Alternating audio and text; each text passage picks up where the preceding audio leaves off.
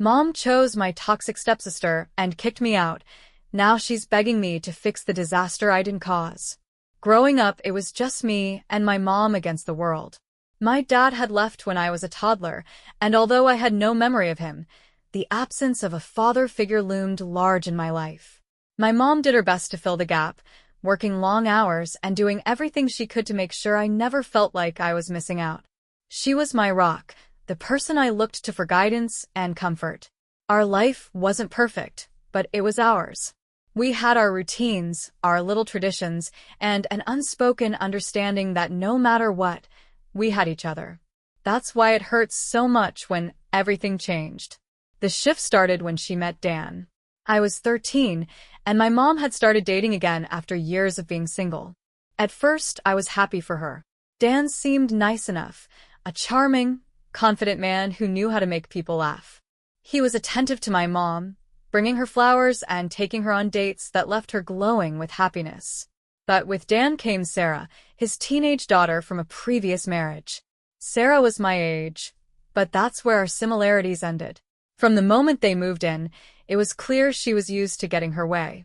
She had a way of commanding attention, effortlessly pulling people into her orbit with her outgoing personality and sharp wit. But beneath the surface, there was a cruel streak, a need to dominate and control that quickly made life at home unbearable. At first, I tried to get along with Sarah, hoping we could find common ground. I thought maybe we could bond over our shared experiences as teenage girls, navigating the awkwardness of adolescence while adjusting to our new blended family. But Sarah made it clear she had no interest in being my friend. She went out of her way to undermine me, turning minor disagreements into full-blown arguments and casting me as the problem. If I asked for space, she accused me of being antisocial. If I tried to participate in family activities, she made snide comments that left me feeling unwelcome. The worst part was how easily she won over my mom. Whether out of a desire to keep the peace or genuine favoritism, my mom started taking Sarah's side in every conflict. If Sarah complained about me, my mom scolded me without asking for my side of the story. If I brought up something Sarah had done, I was told I needed to be more understanding or stop being so dramatic. Dan's influence only made things worse. He treated Sarah like she could do no wrong, and his protectiveness of her extended to my mom. Anytime I tried to voice my frustrations, Dan dismissed them as teenage angst or accused me of trying to sabotage their family dynamic. By the time I reached my senior year of high school, the situation had become unbearable. Sarah's behavior escalated, both at home and at school. She spread rumors about me to classmates, effectively isolating me from my friend group. When I confronted her, she played the victim, turning the situation around so that I looked like the aggressor. At home, things weren't any better. The house, once a place of comfort and safety, now felt hostile. Every interaction with Sarah was a potential landmine, and every disagreement ended with my mom and Dan siding against me. The final straw came after one particularly explosive argument. Sarah had spread a lie about me at school so vicious that even teachers started looking at me differently. When I confronted her at home, Dan swooped in to defend his daughter, accusing me of harassment. My mom, standing silently at his side, told me I needed to apologize. That night, I realized I didn't belong in my own home anymore. A few weeks later, after another blowout with Dan and Sarah, my mom sat me down for a heart-to-heart. She told me it was time for me to move out, framing it as an opportunity for me to learn independence. She claimed she was doing it for my benefit, but I knew better. I was being pushed out to keep the peace in her new family. With nowhere else to go, I packed my things and moved in with a friend's family. It was a difficult adjustment, juggling school, work, and the emotional weight of being effectively abandoned by my mom. But I was determined to make it work. I finished high school and worked multiple part-time jobs to save for college. Scholarships and sheer determination got me into a local community college, where I poured myself into my studies. My mom stayed in touch sporadically, sending the occasional text or birthday card, but it was clear she had moved on. Meanwhile, Sarah thrived under Dan and my mom's unwavering support. She attended an expensive university, fully funded by them, and eventually married a man named Tom, who owned a small but growing construction business. From what little I heard through mutual acquaintances, their lives seemed picture perfect. For years, I kept my head down, focused on building a life for myself.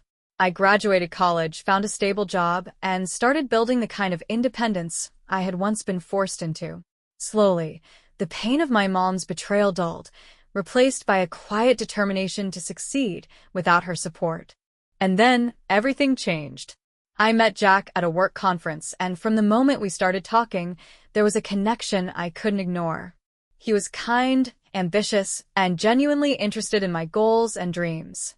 For the first time in years, I felt truly seen and valued. Our relationship blossomed quickly. Jack wasn't just my partner, he was my biggest supporter, encouraging me to aim higher and reminding me of my worth when I doubted myself. When he proposed, it felt like the culmination of everything I had worked for, a symbol of the life I had built despite the challenges I had faced. But life has a way of dredging up the past when you least expect it. Jack worked for a large, successful company in the corporate world, and as we started planning our future together, I learned more about his work.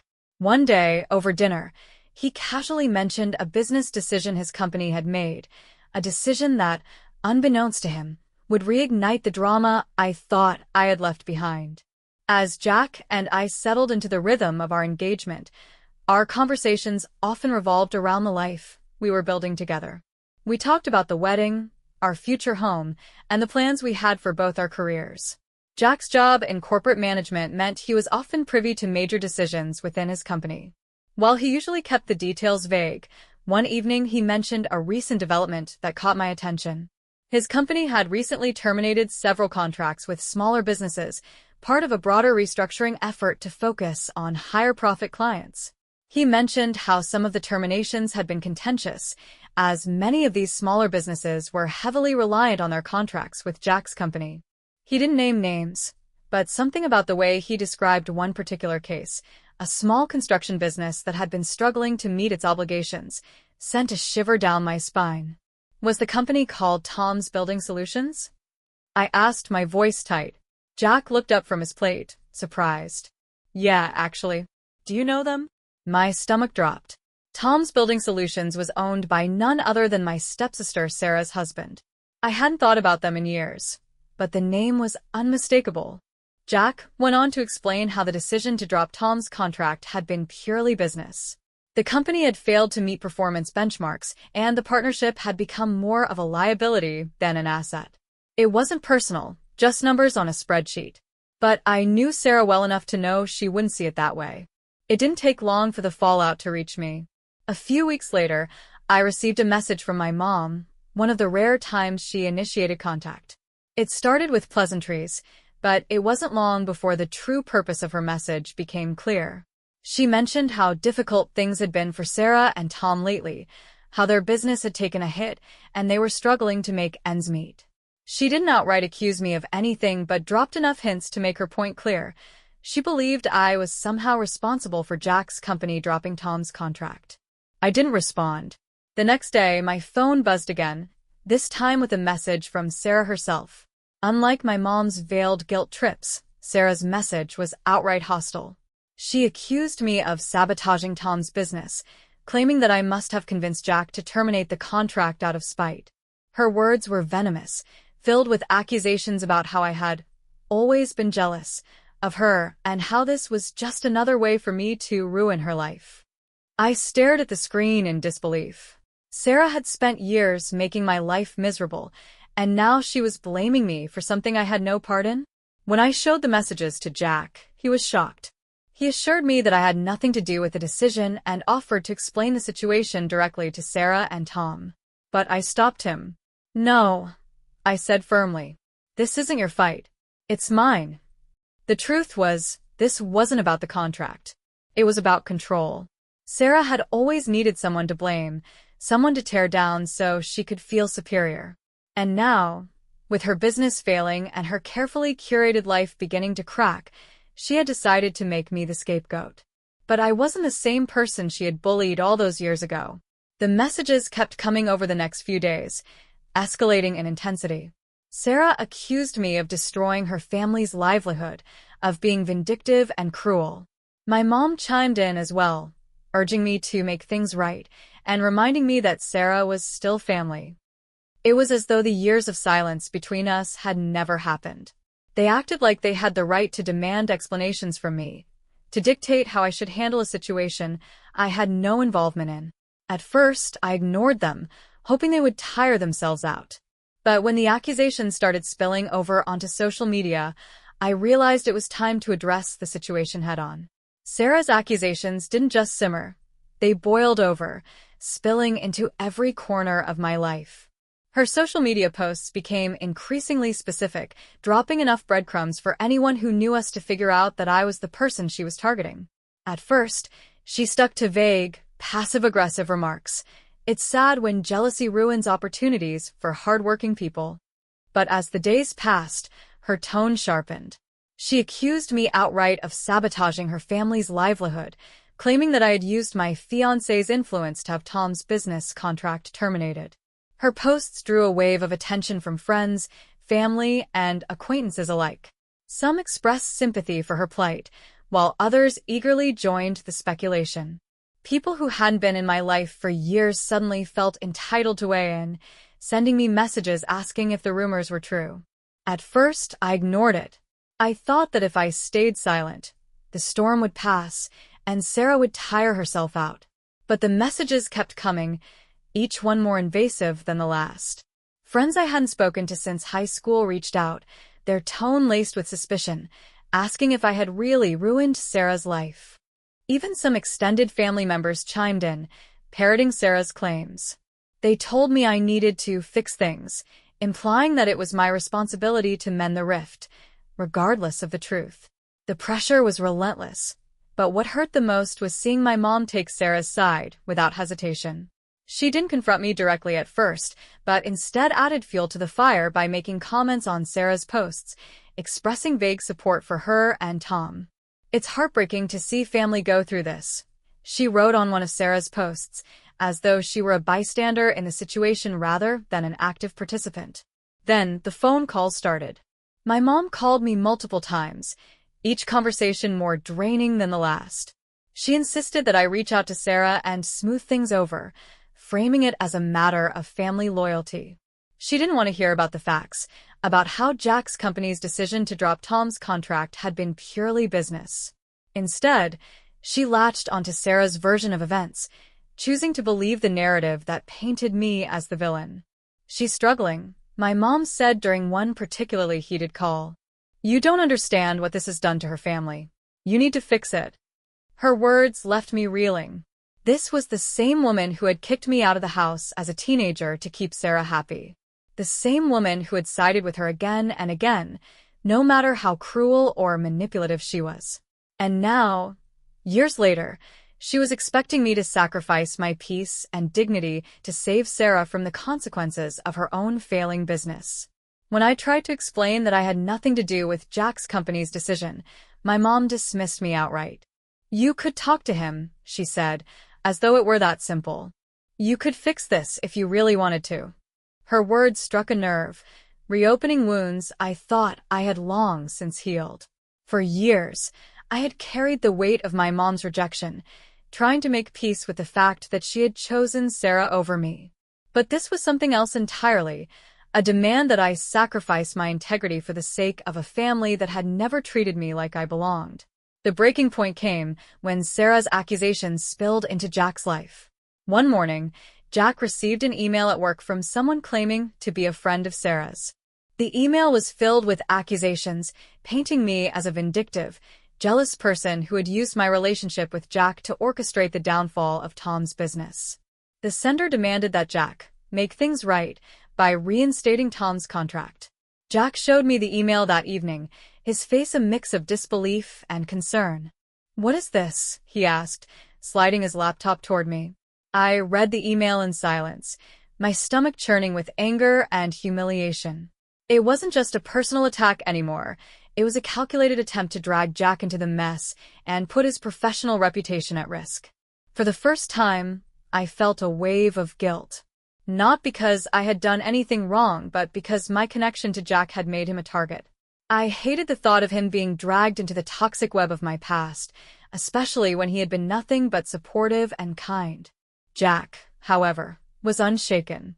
"This isn't your fault," he said firmly, "and we're not going to let them bully us into anything." His words gave me strength. I knew I couldn't stay silent anymore. The next day, I decided to confront Sarah directly. I sent her a message that was calm but unyielding, outlining the facts in no uncertain terms. I explained that I had no influence over Jack's company's decisions and that their termination of Tom's contract had been based entirely on performance metrics. I also addressed her behavior, calling out the way she had used me as a scapegoat to deflect from her own struggles. I told her that while I understood she was going through a difficult time, that didn't give her the right to slander me or drag Jack into her mess. Her response came quickly, and it was exactly what I expected: defensive, accusatory, and filled with the same venom she had been spewing for weeks. She refused to take any responsibility, accusing me of lying and doubling down on her claim that I had orchestrated the entire situation out of jealousy. But this time, her words didn't have the same power over me. I documented everything: the messages, the social media posts, even the email Jack had received, and sent it all to his company's legal team. They assured me they would handle any defamatory claims or further harassment, and for the first time in weeks, I felt a glimmer of relief. I also made the decision to block Sarah and my mom on all platforms. It wasn't an easy choice, but it was necessary. Their constant intrusion and manipulation were toxic, and I refused to let them derail the life I was building for myself. The fallout from my decision was swift. My mom sent one last, scathing message accusing me of abandoning the family and creating unnecessary drama. Sarah continued to post on social media, but her rants grew increasingly vague and incoherent as her audience began to lose interest. Meanwhile, I found solace in the support of Jack and my closest friends. They reminded me of my worth, of the strength it took to stand up for myself and set boundaries with people who had spent years trying to tear me down. For the first time in a long time, I felt free. But even as the dust began to settle, I couldn't shake the feeling that this wasn't over. Sarah and my mom had spent years controlling the narrative, and I knew it was only a matter of time before they found another way to drag me back into their chaos. Blocking Sarah and my mom felt like shedding a heavy, suffocating weight.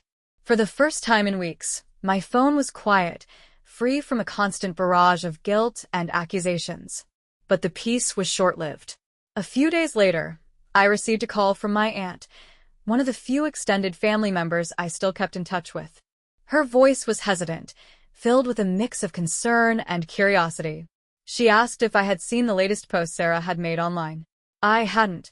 Reluctantly, I logged into a rarely used account and navigated to Sarah's profile. What I found sent a chill down my spine. Sarah had posted a long, dramatic story about how her family had been betrayed by someone close to them. She accused me, this time by name, of intentionally sabotaging Tom's business, claiming I had used my connections to destroy their livelihood out of spite. The post was filled with exaggerations and outright lies, designed to paint me as the villain in a story where she was the victim. But it didn't stop there. Sarah had attached personal details about me to the post: my job, where I lived, and even a picture of Jack and me from an event we'd attended together. It was a blatant attempt to turn her followers against me, a dangerous move that felt less like venting and more like a targeted attack. Within hours, the post had gained traction. Comments poured in from people I didn't know, many of them parroting Sarah's accusations and questioning my character. Some were more aggressive, calling me names and even making veiled threats about teaching people like me a lesson. I felt my stomach churn as I scrolled through the comments. This wasn't just family drama anymore. It had escalated into something far more dangerous. When I showed Jack, his expression darkened. He immediately contacted his company's legal team, who advised us to gather all the evidence and file a formal report. They assured us that they would take steps to protect Jack's professional reputation and address any defamation related to their business decisions. But even as I followed their advice, I couldn't shake the fear that Sarah had gone too far. By sharing my personal information, she had crossed a line that felt irreversible. A few days later, things escalated further. I came home from work to find an envelope taped to my front door. Inside was a handwritten letter filled with the same accusations Sarah had been making online, but the tone was far more hostile. The letter ended with a chilling sentence: "You'll pay for what you've done." I stood frozen on the porch, the letter shaking in my hands. It wasn't signed, but I didn't need a signature to know who had sent it. Jack insisted we call the police immediately. The officer who arrived took the situation seriously, documenting the letter and advising us to install additional security measures around our home. But even with the police involved, I felt a creeping sense of unease. Sarah had always been manipulative, but this level of aggression was new, and it wasn't just her anymore. The people she had stirred up online were strangers, unpredictable and potentially dangerous. The breaking point came a week later, when Jack received another email, this time from Tom himself. The email was less aggressive than Sarah's messages, but still laced with frustration and entitlement. Tom claimed that Jack's company's decision to drop his contract had ruined his business, and that he was owed an explanation. He also implied that if Jack didn't reconsider, he might take legal action to recover damages. Jack showed me the email with a calm but determined expression. "We're not playing their game," he said firmly. The legal team at Jack's company quickly drafted a formal response, outlining the reasons for the contract termination and making it clear that any further harassment would result in legal action. It was a strong, no-nonsense approach that left no room for negotiation. But as much as I appreciated Jack's support, I knew I needed to take my own stand. That evening, I sat down and wrote a post of my own, something I had avoided doing until now. I addressed the accusations head-on, calmly explaining the truth and outlining the facts of the situation. I didn't attack Sarah or Tom directly, but I made it clear that their claims were baseless and that their actions were crossing legal and ethical boundaries. I ended the post with a simple statement: "I've spent my life rebuilding from the choices others made for me. I will not let anyone tear that down again." The response was overwhelming. Friends, colleagues, and even distant relatives reached out to offer their support, sharing my post and condemning Sarah's behavior. The tide began to turn, and for the first time, I felt like I wasn't fighting this battle alone. But what surprised me most was the silence from Sarah and Tom. For days, there were no new posts, no comments, and no messages. It was as though they had retreated, caught off guard by my decision to stand up for myself. I thought the worst was over. But a week later, I received a call from the police. They had identified the sender of the letter taped to my door, and it wasn't Sarah. The call from the police caught me off guard. After weeks of tension, I had finally begun to feel like life was returning to normal. But when the officer told me they had identified the sender of the threatening letter, my stomach sank. It wasn't Sarah. The letter had been written by one of the people who had seen her social media posts. A stranger, emboldened by Sarah's accusations and rhetoric, had decided to take matters into their own hands.